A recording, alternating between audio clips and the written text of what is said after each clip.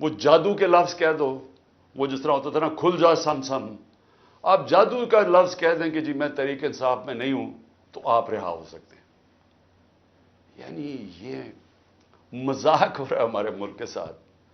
کسی بھی دور کے اندر میں نے یہ نہیں دیکھا کہ صرف اور صرف آپ کے اوپر، اگر آپ نہیں کہتے کہ میں تحریک انصاف میں ہوں، تو آپ کے اوپر ظلم ہوں گے، تشدد ہوگا، آپ کو اس جگہ اس طرح کی گرمی کے اندر آپ کو دڑبوں میں بند کر دیں گے۔ لیکن جب آپ یہ کہیں گے کہ میں تحریک انصاف چھوڑ رہا ہوں، تو سب کچھ ٹھیک ہو جائے گا، آپ کے سارے گناہ معاف ہو جائیں گے۔ اور پھر مجھے جو حیرت ہے آج کہ کوئی ہیومن رائٹس کی آوازیں نہیں نکل رہی ہیں۔ وہ جو لوگ شور مچاتے تھے آزادی صحافت کی اور بڑا ظلم کر رہا ہے عمران خان، وہ یعنی اب کدھر گئی ہے آزادی صحافت؟ سارا میڈیا دبایا ہوا ہے، پروپیگنڈا چل رہا ہے، ون سائیڈڈ چیزیں جا رہی ہیں۔ ہمارے لوگ اب جاتے ہوئے ڈرتے ہیں میڈیا کے اوپر کہ پکڑ کے جیل میں ڈال دیں گے۔ ون سائیڈڈ چیزیں چل رہی ہیں۔ لوگ اب اتنا خوف اور ہراساں پھیلایا، اور میں نے خود کہا ہوا ہے اپنے لوگوں کو کہ چھپ جاؤ۔ میں خود کہہ رہا ہوں اپنے کارکنوں کو، اپنے آفس بیررز کو، اپنے عہدیداروں کو، کوئی ضرورت نہیں ہے آپ کو سامنے آنے کی، اپنے گھروں میں نہ رہو، چھپ جاؤ، کیونکہ یہ جو اندھیری رات ہے، یہ جو رات میں سب سے زیادہ اندھیرا ہے، یہ زیادہ دیر نہیں چلتا۔ اور اللہ قرآن میں کہتا ہے کہ اس کو جو سب سے زیادہ چیز پسند ہے، مشکل وقت میں صبر کرنا۔ صبر کریں۔ مجھے پوری طرح احساس ہے کہ آپ کے اوپر کیا گزر رہی ہے، لیکن جو مجھے افسوس ہے کہ ہمارے کوئی بھی ہیومن رائٹس کے جو لوگ ہیں، وہ ڈر ڈر کے کوئی ایک آدھ بیان آ جاتا ہے، اور پھر میں صحافیوں کو کہوں گا، میں سمجھتا تھا کہ ہمارے صحافی بڑے پرو ڈیموکریسی ہیں، چلے جی میرے بڑے خلاف ہوں گے، لیکن ڈیموکریسی کے لیے تو ساتھ ہے۔ تو وہی جو تماشا ہے، یہ کیسے دیکھ رہے ہیں؟ کیا ان کا کوئی ضمیر نہیں جاگ رہا؟ کیا جب انہوں نے شیرین مزاری سے جو ہوا اور جو اس نے پھر آخر میں جا کے پارٹی چھوڑی، کیا ان کو کوئی دل میں آواز نہیں کوئی آئی کہ یہ اس سے بڑا ظلم کیا ہو سکتا ہے ایک معاشرے پہ؟ کوئی آپ کو یہ لگا نہیں؟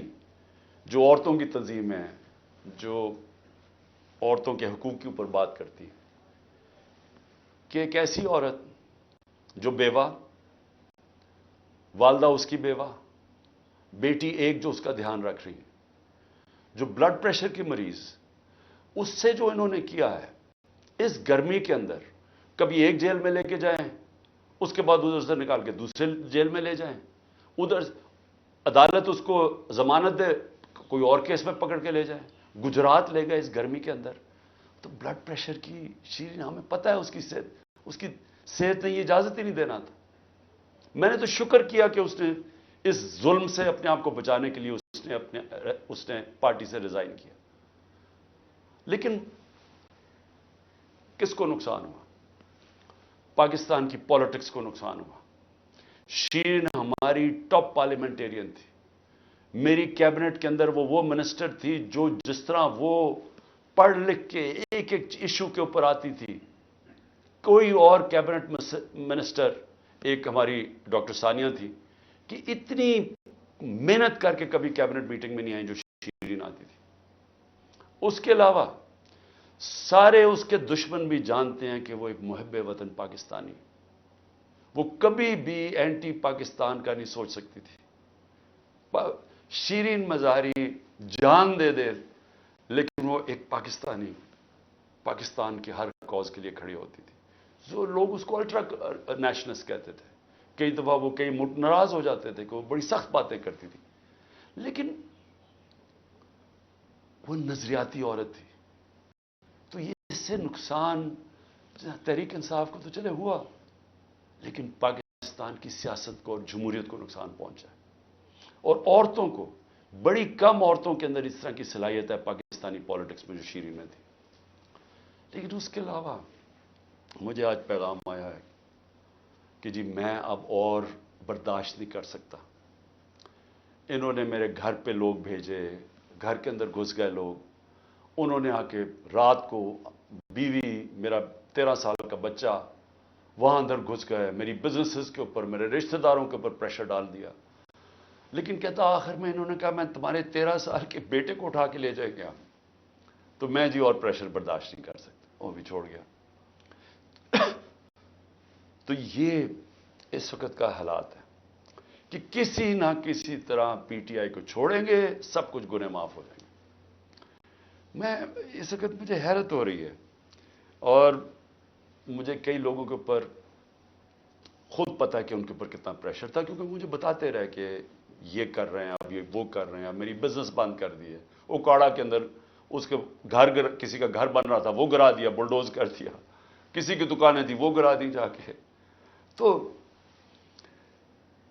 میں پھر سے، کیا یہ ہمارے وہ لوگ جو کہ بڑے جمہوریت کے سپاہی تھے اور وہ ہیومن رائٹس آرگنائزیشنز، کیا ان کو یہ نظر نہیں آ رہا کہ یہ نہیں ہے کہ یہ صرف تحریک انصاف کو نقصان پہنچ رہا ہے، یہ ہماری جمہوریت ختم کی جا رہی ہے.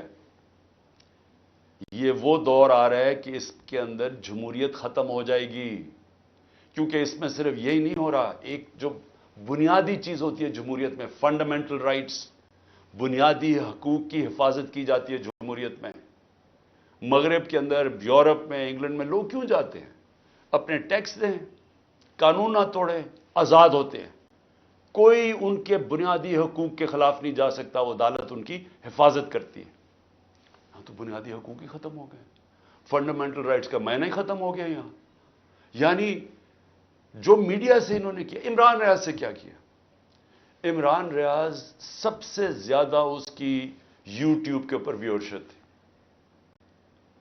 اس کو ابھی تک عدالتوں نے بار بار کہا کہ ہمارے سامنے اس کو پیش کرو. کیوں نہیں پیش کر رہے؟ مجھے خوف ہے کہ اس کے اوپر تشدد اتنا کیا ہوگا کہ وہ عدالت میں لاتے ہوئے سے ڈر رہے ہیں. یہ ارشد شریف کے بعد یہ دوسرا ہے کہ ارشد شریف سے جو انہوں نے کیا ہے. تو کدھر ہے ہماری صحافی کمیونٹی؟ کیونکہ چلے ٹھیک ہے، آج تو چلے ہمارے پر برا وقت ہے، یہ تو آپ کے اوپر بھی آئے گا. اگر ایک دفعہ فنڈامنٹل رائٹس ختم ہو جاتے ہیں ایک معاشرے میں، تو معاشرے میں تو جنگل کا قانون ہے. آپ نے طاقتور کی بات نہ مانی، آپ سے بھی یہ ہوگا.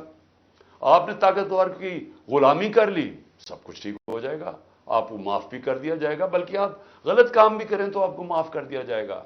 آپ مجرم ہو قوم کے، آپ منی لانڈرر ہو، آپ کے لنڈن میں اربوں روپے کی پراپرٹیز ہوں جو آپ بتا ہی نہیں سکتے کہ کدھر سے آئے، آپ کو معاف کر دیا جائے گا کیونکہ آپ طاقتور کے ساتھ کھڑے ہیں.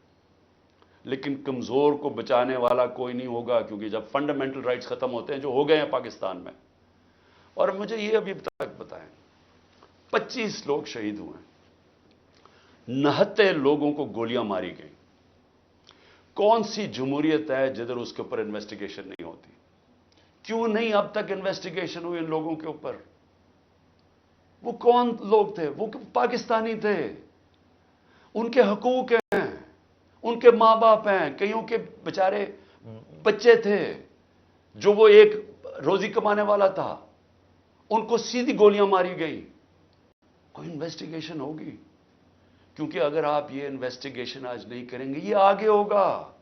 ہو سکتا ہے کہ آگے آپ ان گولیوں کا نشانہ بن جائیں. کیونکہ جب آپ یہ ہونے دیں گے ایک معاشرے کے اندر کہ پرامن احتجاج کے اوپر گولیاں چلا دیں اور بہانہ ماریں وہ کور کمانڈر کے گھر کا، اور اس سے سارا کچھ ہی اجازت مل جائے، لائسنس ٹو کل مل جائے، جو مرضی آپ کریں، تو یہ آپ کی بھی باری آ جائے گی.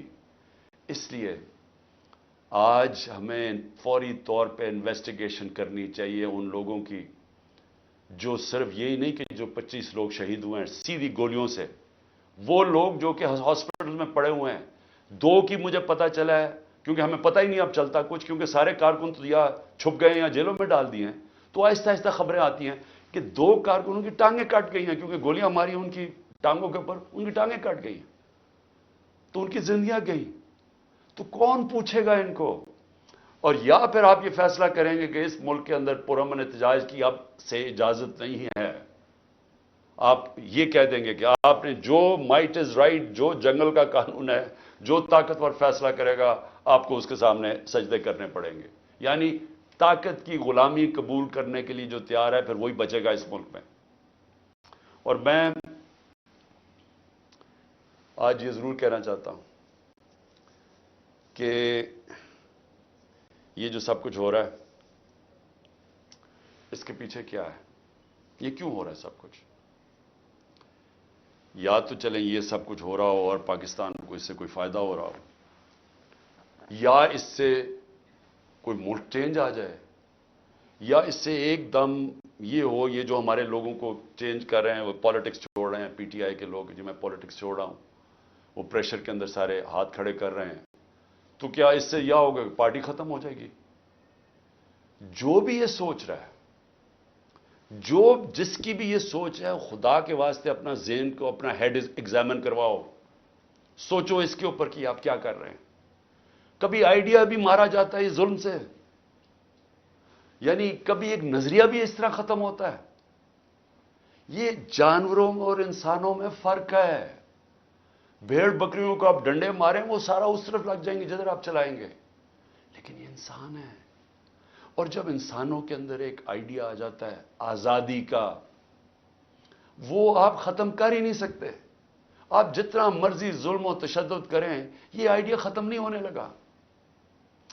اگر یہ آئیڈیا ختم ہونا ہوتا تو مقبوضہ کشمیر میں آج وہ ہاتھ کھڑا کر کے اور آرام سے چپ کر کے قبول کر لیتے ہندوستان کی غلامی۔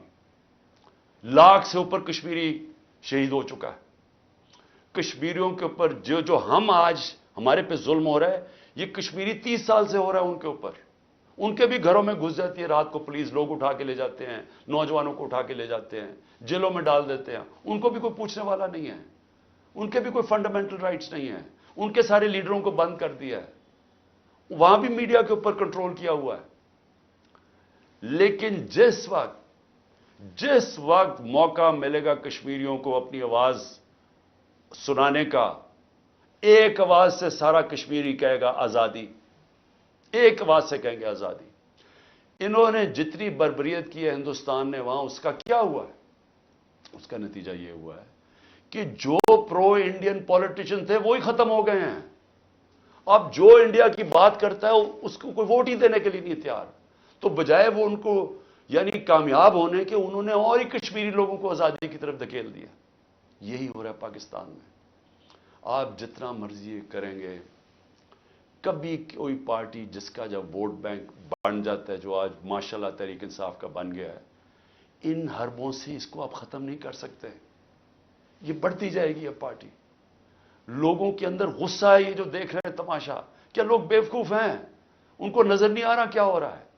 آپ بشک میڈیا کے اوپر جو مرضی کنٹرول کر لیں، لوگ جب مجھے ابھی بھی یاد ہے جب ذوالفقار علی بھٹو کے ایوب خان کے دور میں جب اس کے اوپر سینسرشپ تھی، تو ہم اس کا ایک ایک فقرہ ڈھونڈا کرتے تھے، 2 لائنیں بھی ہوتی تھی، وہ اس وقت پاکستان ٹائمز یا وہ نوائے وقت ہوتا تھا، جنگ ہوتا، ایک ایک فقرہ ڈھونڈتے تھے اس کا کہ وہ کیا کہا اس نے۔ اور اب سوشل میڈیا کا زمانہ ہے، تو اب آپ کیسے بند کریں گے؟ لوگوں کو تو انفارمیشن اب مل رہی ہے، لوگوں کو تو یہ پتا چل گیا کہ یہ سارا سٹیج مینج تھا، یہ پوری کانسپریسی کی ہوئی تھی، پری پلان بنا ہوا تھا۔ اب اس کے اندر کئی رائے ہیں کہ آئی بی نے کیا یا ایم آئی نے کیا، اس کے اندر تو سوشل میڈیا پہ اب چل رہی ہیں چیزیں، لیکن یہ پتا ہے کہ یہ پری پلان تھا کہ انہوں نے اس کا پورا فائدہ اٹھانا تھا تحریک انصاف کو ختم کرنے کے لیے۔ میرا صرف ایک پوائنٹ ہے کہ جو نظریے کو ظلم اور یزیدیت سے ختم کرنے کی کوشش کر رہے ہیں، ان کو ہیومن نیچر کا بھی نہیں پتا، ان کو انسانی تاریخ کا نہیں پتا، ان کو انسانی موومنٹس کا نہیں پتا۔ انہوں نے جب ایران کے اندر انقلاب آیا تھا، وہاں بھی بڑی بربریت ہوئی تھی، انہوں نے بڑا ظلم کیا تھا ان لوگوں کے اوپر، لیکن نہیں روک سکے تھے۔ اس کو کوئی روک نہیں سکتا۔ میری یہ بات مان لیں، اس وقت یہ سارے لوگوں کو آپ پکڑتے جائیں، ہمارے سارے پارٹی کے، اور میں ویسے آج سلام کرتا ہوں ان لوگوں کو کہ اتنے پریشر کے باوجود ہماری لیڈرشپ کھڑی ہے، آج کہتی نہیں ہم تحریک انصاف میں ان کو خاص طور پہ سلام کرتا ہوں، کیونکہ مجھے پتا ہے ان کے اوپر کیا گزر رہی ہے۔ لیکن فرض مال سارے بھی چھوڑ دیتے ہیں تحریک انصاف کو۔ میں آج آپ کو کہہ رہا ہوں، جس کو میں پی ٹی آئی کا ٹکٹ دوں گا وہ انشاءاللہ جیتے گا، اور وہ اس لیے جیتے گا کہ لوگ وہ فیصلہ کر بیٹھے ہیں۔ مجھے یہ بتائیں، کبھی ہوا ہے پاکستان کی تاریخ میں کہ پی ڈی ایم پارٹیز کے ساتھ اس وقت اسٹیبلشمنٹ جڑی ہوئی ہے؟ ان کے ساتھ الیکشن کمیشن جڑی ہوئی ہے, ان کے ساتھ آئی بی اور ایف آئی اے اور ساری ایجنسیز جڑی ہوئی ہیں, ان کے ساتھ سارا جو گورنمنٹ کا یہ جو کیئر ٹیکر گورنمنٹس ہیں, یہ پوری طرح کبھی ہوا ہی نہیں ہے. Care taker government funds in کو دے رہی ہیں, سب کچھ ان کی مدد کر رہی ہیں, پھر کیوں الیکشن سے بھاگ رہے ہیں؟ یعنی جب کبھی سنا پاکستان کی تاریخ میں کہ پوری حمایت تو اسٹیبلشمنٹ کی, اداروں کی, سب کی, الیکشن سے بھاگ رہے ہیں کیونکہ ووٹ بینک ان کا ختم ہو گیا ہے. پولیٹیکل پارٹی تب ختم ہوتی ہے جب اس کا ووٹ بینک ختم ہوتا ہے. ان کا ووٹ بینک ختم ہے. آپ اس گھوڑے کے اندر جتنی مرضی پھونک بڑھتے رہیں, اس نے گرنا ہی ہے. جب ریس میں کھڑا ہوگا یہ گر جائے گا. اور تحریک انصاف کو آپ نہیں ختم کر سکتے. لیکن جو میں تیسری بات کرنا چاہتا ہوں, لیکن مجھے اپنے ملک کے اوپر خوف آ رہا ہے. عمران خان کو باہر کرتے کرتے یہ تو ہمارا ملک تباہ کر رہے ہیں. کوئی سوچ رہا ہے کہ معیشت کس طرف جا رہی ہے؟ کوئی اب تنخواہ دار طبقے سے کسی نے پوچھا اب یہ بل آئیں گے بجلی کے, ان سے ذرا پوچھا کہ وہ کیسے بل دیں گے؟ کبھی کسی نے پوچھا ہے کہ جو 100 روپیہ تھا ہمارے دور میں جب ہم چھوڑ کے گئے ہیں, وہ صرف 50 روپے اس کی قیمت, خریدار قیمت رہ گئی ہے. تو اس مہنگائی کے اندر کسی نے پوچھا ہے کہ اس ملک کا کمزور طبقہ کیسے گزارا کر رہا ہے؟ کمزور طبقہ چھوڑیں, میں تنخواہ دار طبقے کی اب بات کر رہا ہوں, جن کو اچھی خاصی تنخواہیں ملتی ہیں, وہ سوچیں وہ کیسے گزارا کر رہے ہیں. اور سوچیں کہ اس وقت ہمارے جو پروفیشنلز ہیں, جو دنیا میں کہیں بھی نوکری کر سکتے ہیں, 9 لاکھ پروفیشنل ملک چھوڑ کے چلے گئے. اس کی کوئی اندازہ ہے کہ یہ کتنا بڑا نقصان ہے؟ اگر پاکستان میں ہم نے شوکت خانم کینسر ہاسپٹل بنایا تھا, اور آپ سارے عرب دنیا میں چلے جائیں, وہاں اگر آپ کو کینسر ہاسپٹل ملے گا تو سارا باہر سے لوگ, ان کے جو سٹاف ہے, جو آنکولوجسٹ ہیں, جو کینسر اسپیشلسٹ, سب باہر سے آئے ہوئے ہیں. پاکستان میں کیوں ہم بنا سکے انٹرنیشنل کیلیبر کا ہاسپٹل؟ کیونکہ کوالیفائڈ پاکستانی باہر سے آئے تھے یہاں کام کرنے کے لیے. اب وہ لوگ باہر جانے کا سوچ رہے ہیں. 10% ہمارے کنسلٹنٹ چھوڑ کے جا رہے ہیں. اور اگر یہ میں اپنی انسٹیٹیوشن کی بات کر رہا ہوں تو مجھے بتائیں باقی جگہ کیا ہو رہا ہوگا. جب اس ملک کے پروفیشنلز, پڑھے لکھے لوگ چھوڑ کے ملک جا رہے ہیں, سوچیں یہ ملک کدھر جا رہا ہے. اور دوسرا, ڈالر جا رہے ہیں ملک سے باہر, سب ڈالر باہر بھیج رہے ہیں. اس وقت کوئی سرمایہ کاری نہیں ہو رہی, لوگ ڈالر خرید رہے ہیں. 300 سے زیادہ تو روپیہ ڈالر ہو گیا پاکستان میں. کیا اس کا اندازہ ہے کہ اب ملک کے اوپر کیا ہونے والا ہے؟ نہ کوئی انویسٹمنٹ آ رہی ہے, کوئی سرمایہ کاری نہیں آ رہی. نہ پاکستان کے اندر کوئی سرمایہ کاری کرنا چاہتا ہے, نہ باہر. وہ ڈالر پکڑ کے بیٹھ گئے. نہ باہر سے کوئی کمرشل بینک پیسے دینے کے لیے تیار ہے, نہ باہر سے کوئی انویسٹر آنے کے لیے تیار ہے. اور سارے جو پاکستان کے ہم ریکارڈ انڈیکیٹرز چھوڑ کے گئے تھے, ریکارڈ پہ ایکسپورٹس تھی, آج ایکسپورٹس گر رہی ہیں. ریکارڈ پہ ریمیٹنسز تھی, وہ آج ریمیٹنسز گر رہی ہیں. ریکارڈ ٹیکس کلیکشن تھی, آج ٹیکس کلیکشن گر رہی ہے. آئی ٹی 75% ہماری ایکسپورٹس بڑھی تھی, فیوچر ٹیکنالوجی کا, وہ آج نیچے چلی گئی ہیں. آج جو ہمارا جو کسان ہے, ذرا اس سے پوچھے تو صحیح کہ اس کے کیسا گزارا ہو رہا ہے. کتنا پیسہ تب بن رہا تھا, آج وہ کتنا پیسہ بنا رہا ہے. کیونکہ مہنگائی اتنی ہو گئی ہے کہ اس کے پاس اب ہاتھ میں اتنا پیسہ ہی نہیں ہے. جتنا کسان کے پاس پیسہ آئے گا وہ زمین پہ لگائے گا. کبھی پوچھا ہے کہ جو پروڈکشن سینٹر ہیں, جس سے دولت بنتی ہے, جس کی وجہ سے آپ نے قرضے واپس کرنے ہیں, جو ہے انڈسٹری بند ہو رہی ہے. آج بے روزگاری پھیل رہی ہے.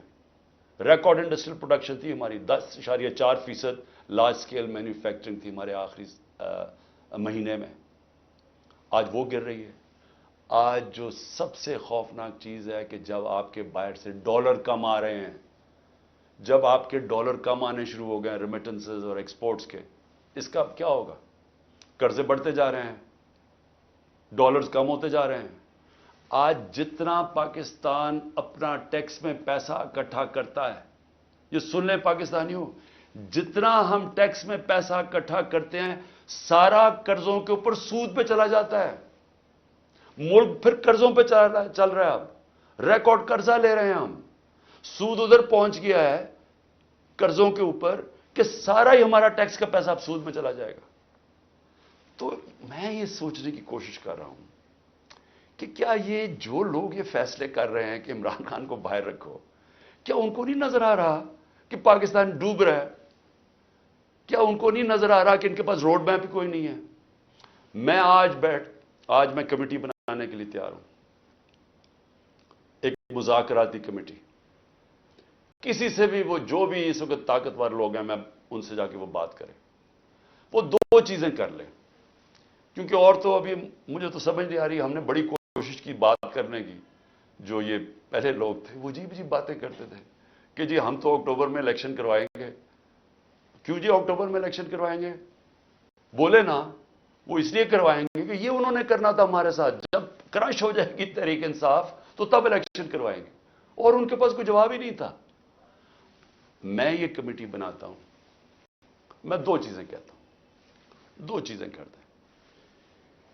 اگر اس کمیٹی کو یہ بیٹھ کے کہہ دیں کہ جی عمران خان کے بغیر پاکستان بہتر ہو جائے گا اور آپ کے پاس کوئی سلوشن ہے، میں پھر سے کہتا ہوں کہ اس ملک کی خاطر میں چھوڑ دیتا ہوں، میں پیچھے ہٹ جاتا ہوں۔ اگر آپ یہ کمیٹی کو سمجھا دیں کہ میرے بغیر ملک بہتر چلے گا، چلے میں ملک کی خاطر یہ بھی چھوڑنے کے لیے تیار ہوں۔ یا دوسری چیز، یا اس کمیٹی کو یہ کہہ دیں کہ اکتوبر میں الیکشن کروانے سے پاکستان کو کیا فائدہ ہے؟ یہ تو ہمیں سمجھ آ رہی ہے کہ اکتوبر تک تحریک انصاف کو ان کا خیال ہے کریش کر دیں گے، لیکن پاکستان کو کیا فائدہ ہے؟ ہم کیوں اکتوبر تک انتظار کر رہے ہیں جب ملک نیچے جا رہا ہے؟ یا یہ دو چیزیں کنونس کر دیں، میں اس کی کمیٹی بناؤں گا، میں انشاءاللہ کل اناؤنس کر دوں گا۔ لیکن میں آج آخر میں دو چیزوں پہ ختم کرتا ہوں۔ ایک تو آخر میں تو میں القادر کے اوپر بات کرنا چاہتا ہوں، جو 4 گھنٹے میں 4.5 گھنٹے مجھے نیب میں بٹھایا کل انہوں نے، اس کے اوپر بات کرنا چاہتا ہوں۔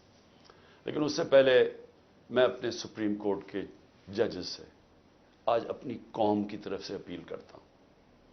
دیکھیں، آپ اس وقت ہماری آخری امید ہے۔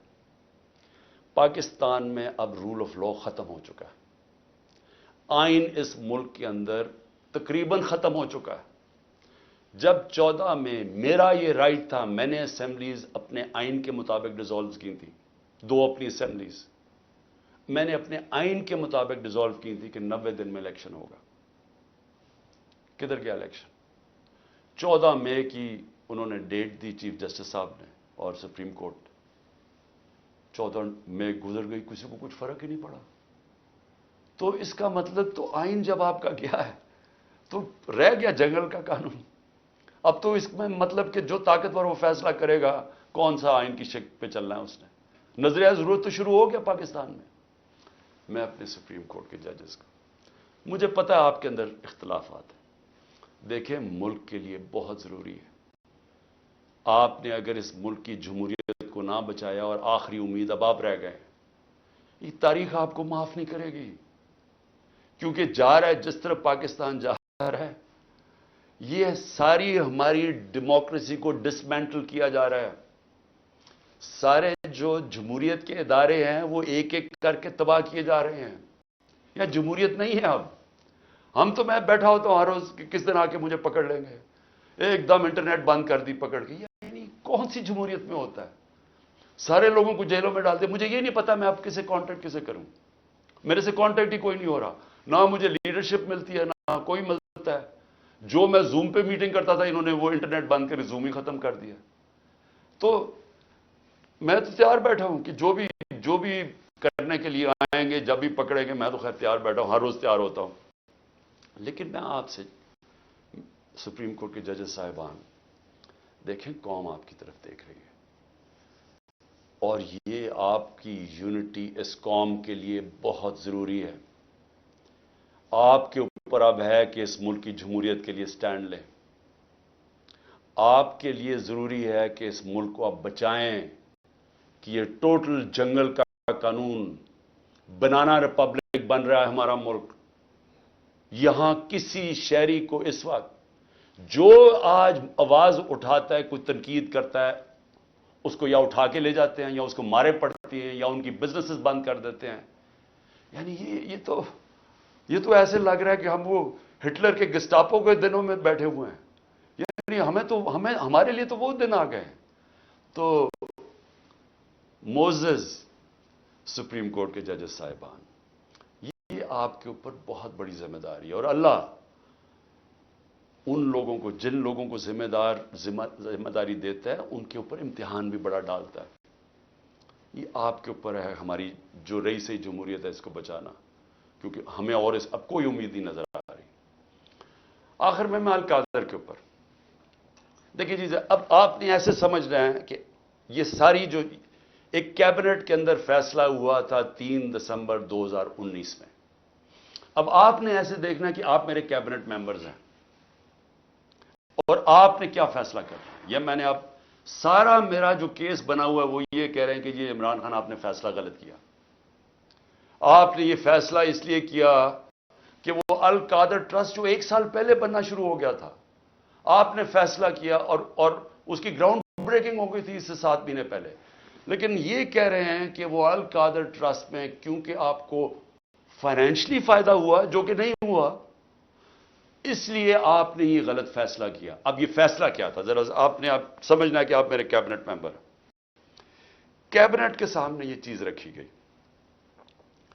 کہ جی ہمارے ایک ملک ریاض کے اور این سی اے ہوتا ہے نیشنل کرائمز، ان کی نیشنل کرائم ہوتی ہے ایجنسی، وہ این سی اے نے ملک ریاض کے پیسے فریز کر دیے 190 ملین پاؤنڈ انگلینڈ کے اندر، اور ورڈ یہ سنیں، انہوں نے کہا یہ سسپیشس ٹرانزیکشن ہے، انہوں نے منی لانڈرنگ نہیں کہا، انہوں نے کہا کہ ہمیں شک ہے کہ یہ پیسہ یہ وائٹ پیسہ نہیں ہے، یہ بلیک کا پیسہ ہے، انہوں نے پیسے فریز کر دیے۔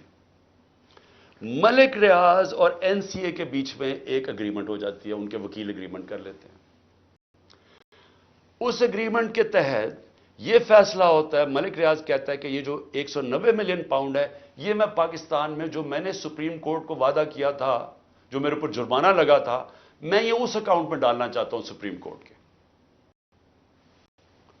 ہماری کیبنٹ کے سامنے اب یہ آتا ہے کہ آپ کے پاس 2 چوائسز ہیں، اگر آپ اس کو یہ اگریمنٹ کو کانفیڈینشل رکھیں گے، یعنی آپ کیبنٹ کے اندر کھولیں گے نہیں، کیونکہ انہوں کا یہ تھا کہ جب کیبنٹ میں اگریمنٹ کھلے گی تو وہ پبلک ہو جائے گی، کیونکہ کیبنٹ کے منٹس پبلک ہو جاتے ہیں، تو انہوں نے کہا کیونکہ وہ پبلک ہو جائے گی اس لیے ہم اس کو کانفیڈینشل رکھتے ہیں، لیکن اگر عدالت کھولنا چاہے تو وہ کھول سکتی ہے، یا کوئی ایجنسی نیب کوئی کھولنا چاہے کھول سکتی ہے، یہ تھی اگریمنٹ۔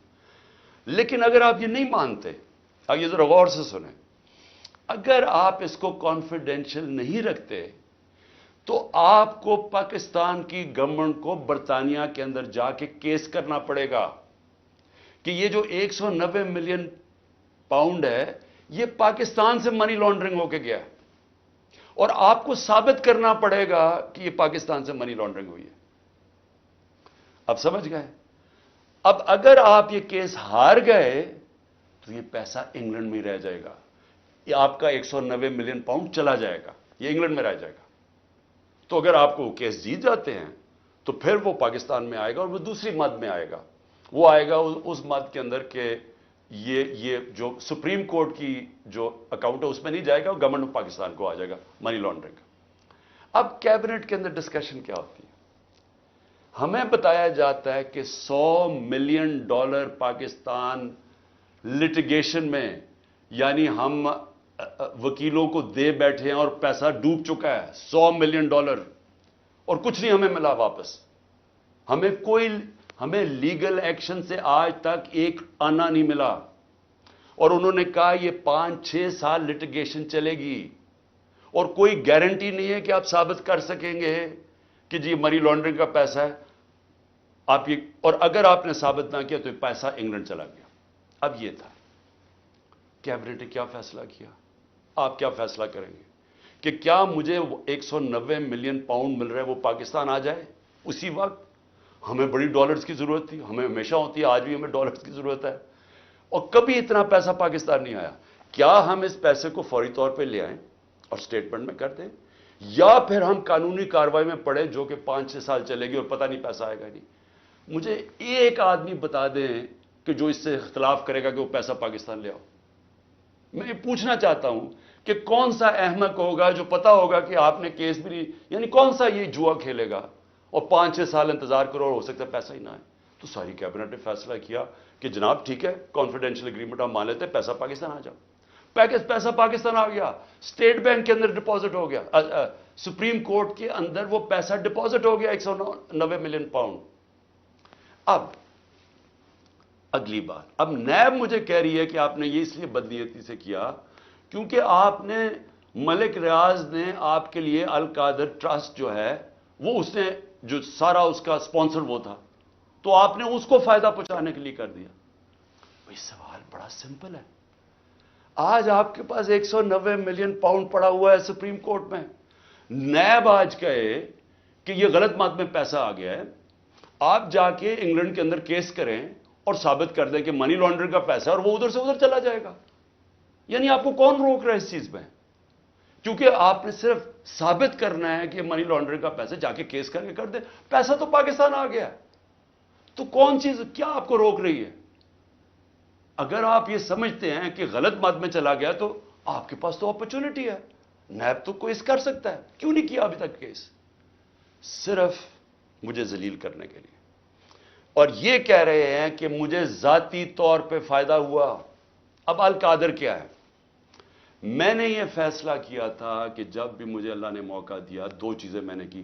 رحمت للعالمین اتھارٹی سیٹ اپ کی کہ میں اپنے بچوں کو سیرت نبی اسکولوں سے شروع کریں, ریسرچ کروائیں, ہمارا کیریکٹر بلڈنگ شروع ہو.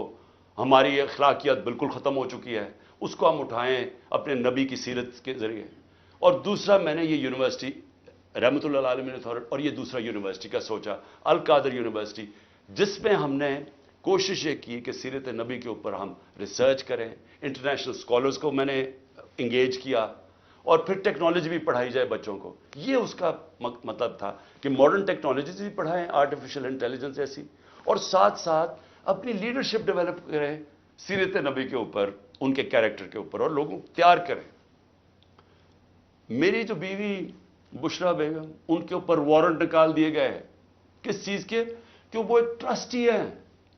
ان کو میں نے ٹرسٹی رکھا. کیوں ٹرسٹی رکھا؟ کیونکہ سیرت نبی میں ان کو انٹرسٹ ہے, انہوں نے بڑی پڑھا ہوا ہے اس چیز کے اوپر. انہوں نے پڑھا, یعنی وہ ان کا شوق ہے کہ یہ سیرت نبی پھیلائی جائے, تو اس کو ٹرسٹی رکھ دیا. ٹرسٹی کو لکھا ہوا ڈیڈ میں نہ ایک آنا مل سکتا ہے, نہ ان کی تنخواہ ہے, نہ کوئی پیسہ مل سکتا ہے, نہ ان کا پراپرٹی میں کچھ ہے, ان کا کوئی تعلق نہیں ہوتا. ٹرسٹی کا صرف کام ہوتا ہے کہ جس وجہ سے ٹرسٹ بنا تھا, مثلا شوکت خانم ہے, تو شوکت خانم اگر غریبوں کا 75% مفت علاج ہونا تھا کینسر کا, تو یہ نہ ہو کہ وہ 50% کر دے. یعنی اس لیے ہوتا ہے ٹرسٹ. جو پالیسیز ہوتی ہیں وہ, باقی پروفیشنل چلایا جاتا ہے, چاہے وہ القادر ہو, چاہے نمل یونیورسٹی, چاہے شوکت خانم ہو. نہ مجھے 1 روپے کا فائدہ آج تک شوکت خانم سے ہوا ہے, نہ نمل یونیورسٹی سے ہوا, اور نہ القادر سے ہوا. کیونکہ القادر ایک پروفیشنل اب وہ چل رہا ہے, وہاں سارے بچوں کو مفت تعلیم مل رہی ہے, جو بھی القادر میں پڑھ رہے ہیں سب کو مفت مل رہی ہے. اور ان کو جس طرح میں نے آپ کو کہا کہ اس کا مقصد کیا, یہ کہہ رہے ہیں نیب کہ مجھے ذاتی طور پہ فائدہ ہوا. کدھر؟ اچھا کیونکہ پیسے کا تو کوئی بتا نہیں سکتے, مجھے کیا پیسے کا فائدہ ہوا؟ تو کہہ رہے نہیں سیاسی طور پہ آپ کو فائدہ ہوا, کہ جس طرح القادر سے میری سیاست جم گئی. یہ ہے کیس. میں صرف آپ کو یہ بتانا چاہتا تھا کہ اتنا پروپیگنڈا ہو رہا ہے, لوگوں کو بتا. 4.5 گھنٹے مجھے نیب میں بٹھایا, اور بار بار یہی پوچھتے رہے کہ جی دیکھیں آپ کو تو اس سے بڑا فائدہ ہوا ہے. اور ملک ریاض کو آپ نے کیوں کیا؟ بھئی ملک ریاض کو اس لیے کیا کہ پاکستان کے سب سے بڑا بلڈر ہے وہ ہے ملک ریاض. اور ملک ریاض میرا کیا انٹرسٹ تھا, وہ اس کے پاس جو موبلائزنگ اکوپمنٹ ہے وہ سب سے تیزی سے کام کرتا ہے.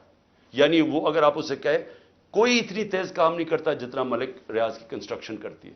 میرا انٹرسٹ کیا تھا کہ وہ جلدی سے سیٹ اپ ہو القادر, جتنی جلدی سیٹ اپ ہو, اور میں اگر پرائم منسٹر تھا میں ان کو فائدہ پہنچا سکوں, انٹرنیشنل اسکالرز لا سکوں ہوتے ہوئے اس وقت. میرا تو صرف یہ انٹرسٹ تھا. اور مجھے اس سے کیا انٹرسٹ ہے؟ جس طرح ہر سال شوکت خانم میں 9 ارب روپیہ اکٹھا ہوتا ہے, تو کیا وہ میری ذات کے لیے ہو رہا ہے؟ اس لیے میں چاہتا تھا کہ میں آپ کو کلیئر کر دوں کہ جس طرح کی کوششیں کی جا رہی ہیں, اور مجھے جو انہوں نے پکڑا تھا نیب میں وہ اتنی بدنیتی تھی کہ انہوں نے 28 کو ایک دم ہم میری جو انکوائری کو انویسٹیگیشن میں بدل دیا. مجھے انکوائری رپورٹ ہی نہیں دکھائی, اور 28 کو انکوائری سے انویسٹیگیشن کرتے ہیں, پہلی تاریخ کو میرا وارنٹ نکال دیتے ہیں, اور مجھے پتہ ہی نہیں ہے کہ قانون کہتا ہے کہ انکوائری میں میرا جواب آنا چاہیے. اور جس دن میں اٹھاتے ہیں مجھے وہاں سے رینجرز آ کے مجھے جس آپ کے سامنے جو طریقہ انہوں نے اختیار کیا مجھے اٹھانے کا, اس دن میں بیل لینے کے لیے بیٹھا ہوا تھا, کیونکہ ہمیں اخباروں سے پتا چلا کہ انہوں نے انویسٹیگیشن کر دیا. کوئی انصار عباسی کا آرٹیکل آیا 30 اپریل کو, تب ہمیں پتا چلا کہ انہوں نے انویسٹیگیشن کر دیا. میرے وکیل نے لکھا لاہور اسلام آباد ہائی کورٹ کو, یہ کیا مذاق ہو رہا ہے. تو میں اس دن اسلام آباد ہائی کورٹ اس پہ جا رہا تھا عدالت میں, جب انہوں نے ادھر سے اغوا کر کے باہر لے گئے اور پکڑ کے. جب میں جب جیل میں پہنچا تو پہلے ہی دفعہ تب انہوں نے مجھے انکوائری رپورٹ دکھائی. تو یہ تھا سارا ڈرامہ. میں نے کہا آپ سب کو بتا دوں. آخر میں اپنی ساری قوم کو کہنا چاہتا ہوں کہ دیکھیں, یہ جو برا وقت ہے یہ ایک اللہ کا نظام ہے, اس میں ہمیں صبر کرنا چاہیے. کوئی ہمیں اس میں دل برداشتہ نہیں ہونا چاہیے. قوموں کی زندگیوں میں یہ مشکل وقت آتے ہیں, اور کئی میرے لوگ بہت مشکلوں سے گزر رہے ہیں. لیکن باقی ساری قوم کو میں ایک چیز کہنا چاہتا ہوں, اپنے ذہن میں ڈال لیں کہ اس طرح کی غلامی, یہ شذیدیت, اس طرح کی غلامی کو قبول کرنے سے بہتر ہے مر جاؤ. اللہ نے آزادی کو کیوں اتنا بڑا رتبہ دیا؟ کیوں جو انسان اپنی آزادی کے لیے لڑتا ہے اللہ نے اور مرتا ہے تو اس کو شہید کہتا ہے, اور جو بچتا ہے اس کو غازی کہتا ہے. پیغمبروں کے بعد شہید کا سب سے بڑا رتبہ ہے. کیوں ہے؟ کیونکہ اللہ نے آپ کو بتایا ہے کہ انسان آزاد میں نے پیدا کیا ہے, لا الہ الا اللہ. وہ کسی انسان کی غلامی کے لیے نہیں اس نے ہمیں پیدا کیا. یہ جو ہمیں غلامی کروا رہے ہیں کہ پکڑ کے جناب دبا کے, گلا دبا کے, اور کہیں کہ جناب میں تحریک انصاف چھوڑ رہا ہوں, اس لیے نہیں پیدا کیا. اور قوم جب ظلم کے سامنے سر جھکا دیتی ہے, خوف کے بت کے سامنے جھک جاتی ہے, وہ قوم تباہ ہو جاتی ہے. اس لیے حوصلہ رکھنا ہے. آگ کا کپتان جب تک اس کے اندر خون ہے وہ کھڑا ہے, آخری گیند تک لڑنے والا کیپٹن ہے آپ کا.